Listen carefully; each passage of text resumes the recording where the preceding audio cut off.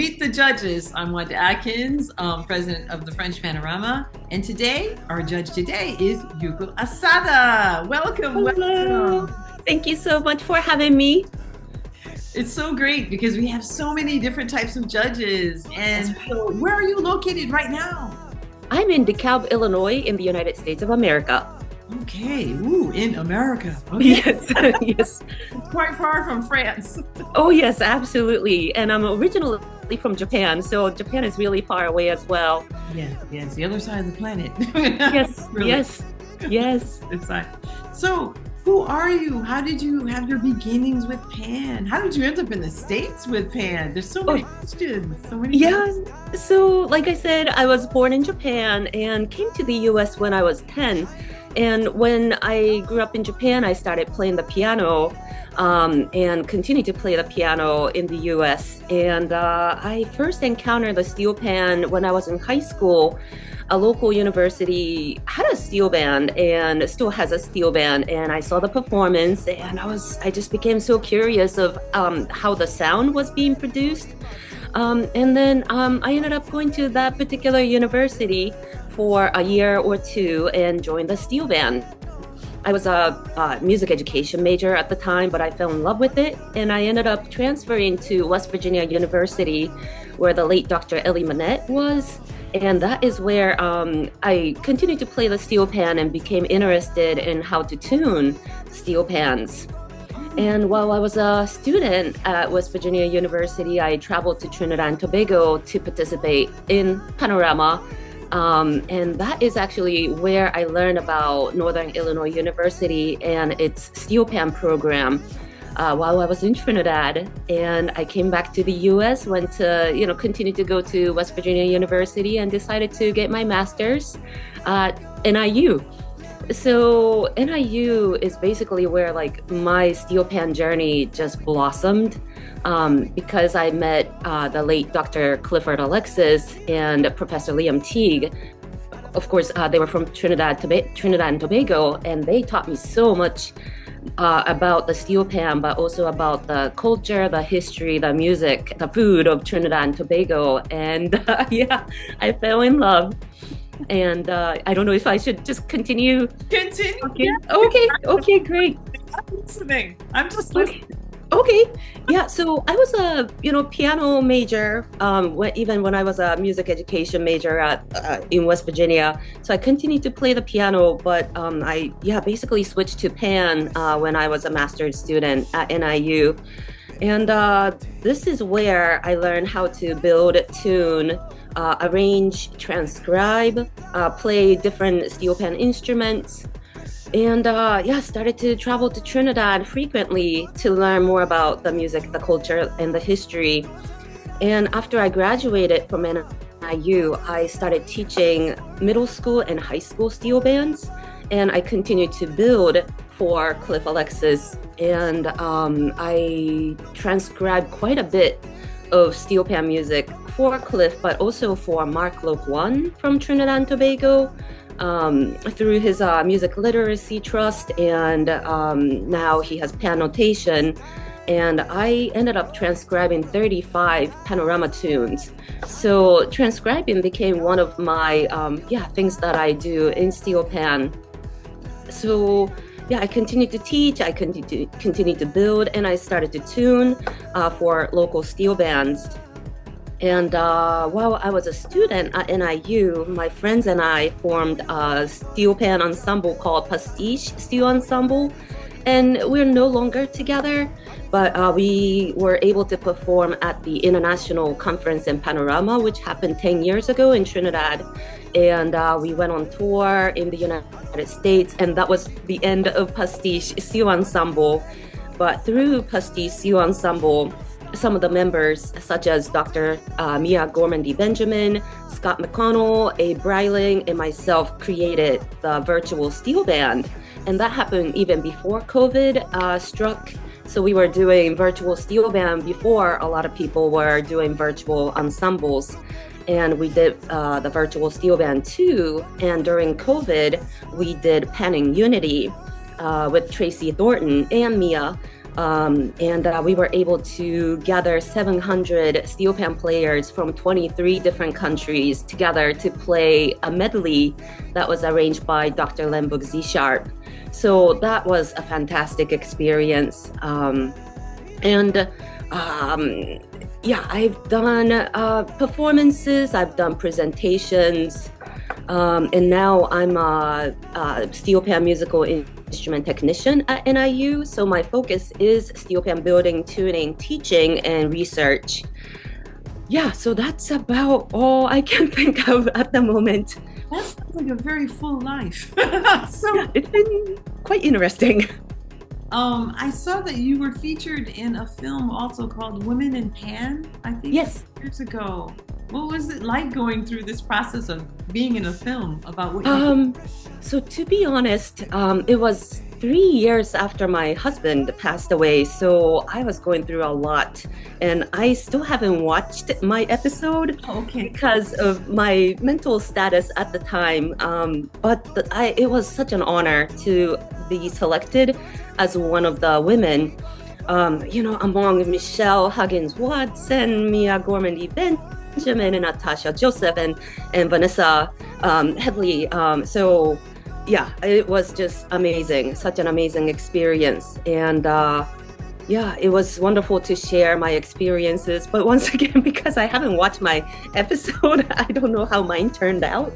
But when you're filmed is one thing, and then when you're actually in it is another. So it's two different, emotions that go through your head. Yes. See yourself on film is like, okay, that's what I look like.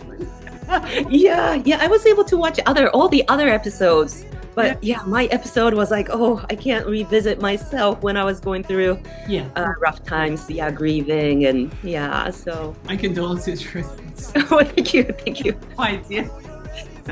But I thought it was really interesting to choose you, because I tried to find people who have a long history of Pan. That's right. And also who have been to Trinidad, who've been really involved in also in absolutely the world. And I think it's really, we've already spoken about this, but with all the judges together, of how we're trying to unite everyone with music.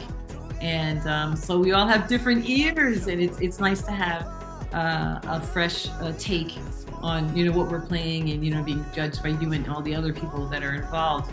And we really do appreciate that. I'm saying that in advance. Yeah, well, thank you so much. It's an honor for sure to be recognized, and to be involved. And I love learning about different cultures and history. And when I get to learn through the steel pan, it's even better. So I'm quite excited to be judging. Yeah. When you're going to hear, it's gonna be an experience. Yes, I can't wait. And trying to remember the other question I wanted to ask you was, as being a woman in this field, do you have women that you know of also? Because you're very qualified for what you're doing. I mean, extensive studies and things like that. But is there a difference? Are you treated the same as everyone else? Even when you go to Trinidad, is it, because you are someone who is, really, really capable. So. Oh, well, thank you. I've been asked that question on multiple occasions, and I was actually in Trinidad 2 weeks ago. I was presenting at the International Conference for Steel Pan and Carnival Arts, and I got to present for students at the University of Trinidad and Tobago, and that was the same question was being asked. And with me personally, I've faced challenges because of my race when I came to the United States, and that was more significant and more challenging. So the fact that I'm a woman didn't really, I don't know if that part affected as much. So, when I think about me being a pan builder and tuner, even, when I first started to learn how to build under the late Dr. Elie Manette, there were women working for him. So to me, it wasn't anything different because, other women were already doing it. However, I I did face some people, who would question, like, oh, you're a woman and you're building a pan, like you can't do that, So yeah, I did face that, but I'm quite stubborn. And when I'm determined, like I'm going to, yeah, I do what I'm determined to do. So I think people, after many years of seeing me doing what I do, they understood, okay, so Yuko is a woman, but she's going to do, what she's determined to do. So I don't face, people just people didn't really give me a hard time, but perhaps they did. But, because I tend to forget hard times, challenges, something that was just really difficult. So I probably did face those times when people questioned my ability because of my gender. And when I encounter similar situation, then that triggers and I remember, oh yes, that did happen. But because, maybe, defense mechanism working and my brain is like, no, you don't remember these, instances when people questioned, whether I can do certain things or not. But yes, I'm very certain that I've faced those occasions, but my brain is conveniently forgetting those times. It's nice when you kids just, yeah, it happened, but I don't remember. That's really good. Yeah.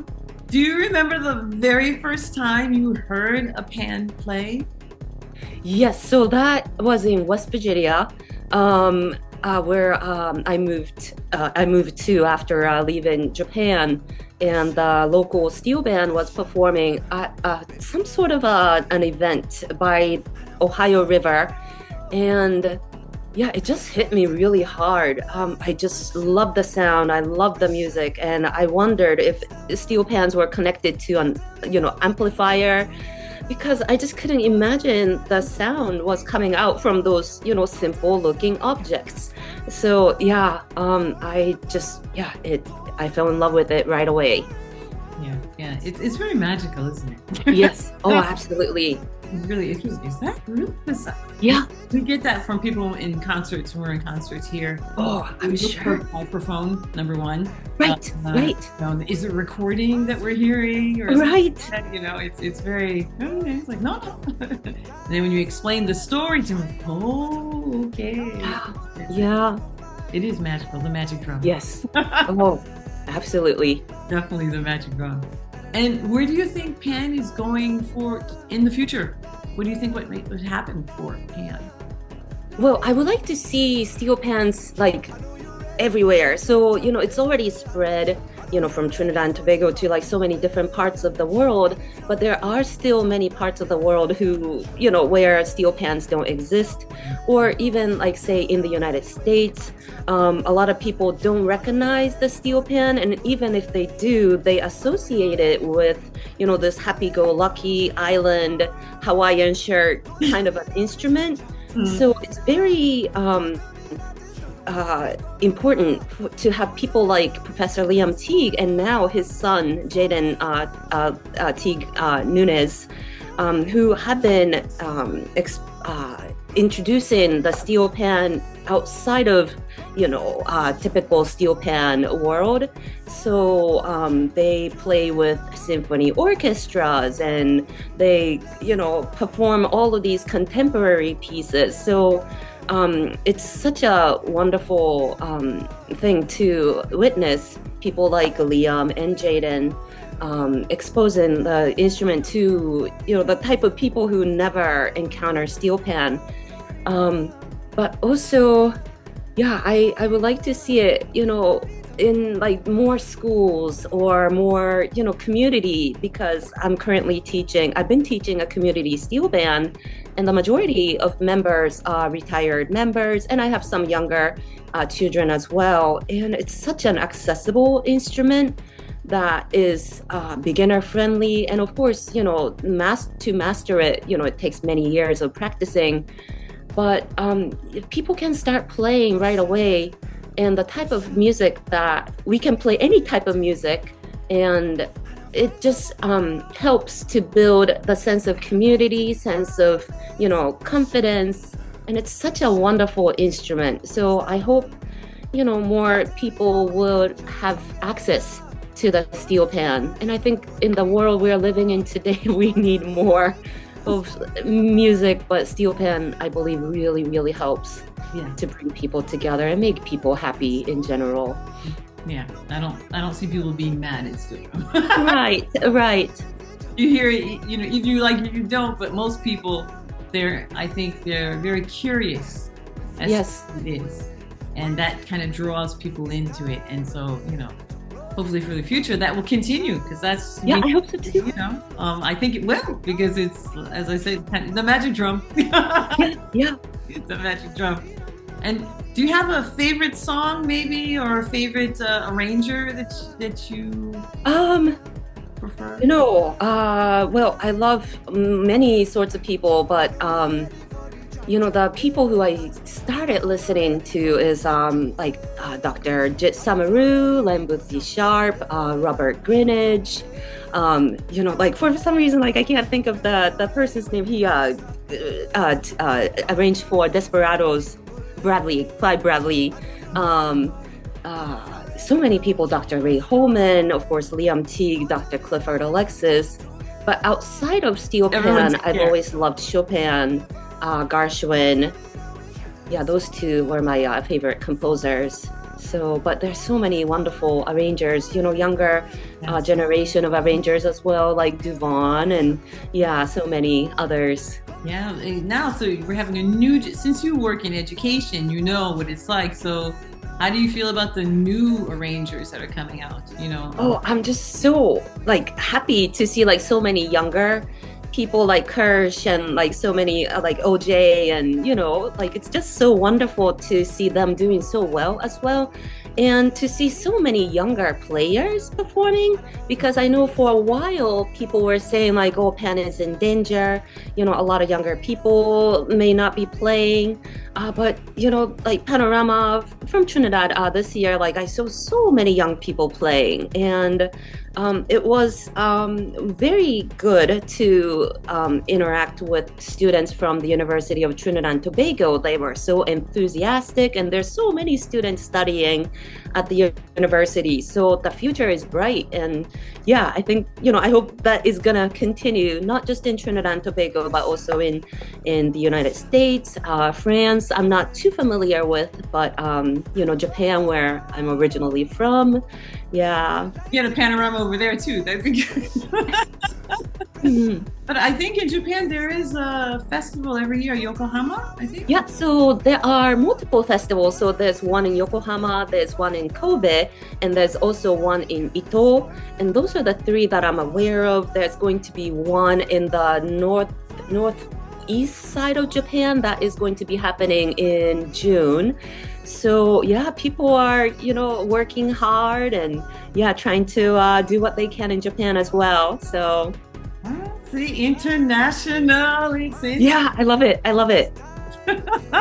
That's what's so great about it. Again, we're already close to our time. So I wanted to ask you, because this year I changed the questions at the end of the interview, and the three questions are going to be, what would be your 3 wishes for Pan? 3 wishes for Pan. So one, because I'm a steel pan builder, but I'm, as I get older, it gets much harder to build. So I'm hoping that, there will be some kind of mechanism that will assist steel pan builders. So we don't have to manually make steel pans. But at the same time, I value handmade anything, whether it's food or different types of, crafts. So I will continue to make steel pans, but I would love it if there's some sort of assistance. So it's not going to take forever for me to create a steel pan.